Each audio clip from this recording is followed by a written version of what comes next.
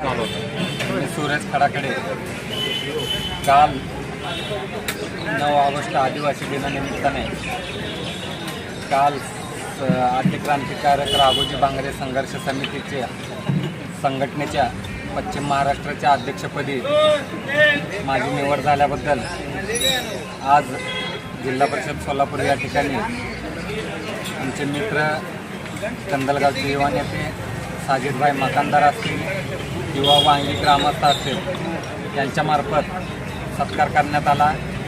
त्याबद्दल प्रथमतः मी त्यांचं मनापासून आभार मानतो, कारण आज चळवळीत काम करत असताना किंवा संघटनेत काम करत असताना आपल्या माणसांची ताकद मिळणं गरजेचं असतं। त्यामुळं आमच्या सर्व सहकाऱ्यांचं असंच सहकार्य कायम पाठीशी राहू दे। यामध्ये आयरवाडीचे युवा नेते अब्दू शेख असतील, बाकी सर्व सहकारी असतील, घोटगीचे डेप्युटी या सर्वांनी मला सत्कार केलेला आहे। त्याबद्दल मी पुन्हा एकदा त्यांचं मनापासून आभार मानतो आणि आपलं सहकार्य असंच कायम पाठीशी राहावं अशी एक अपेक्षा व्यक्त करतो।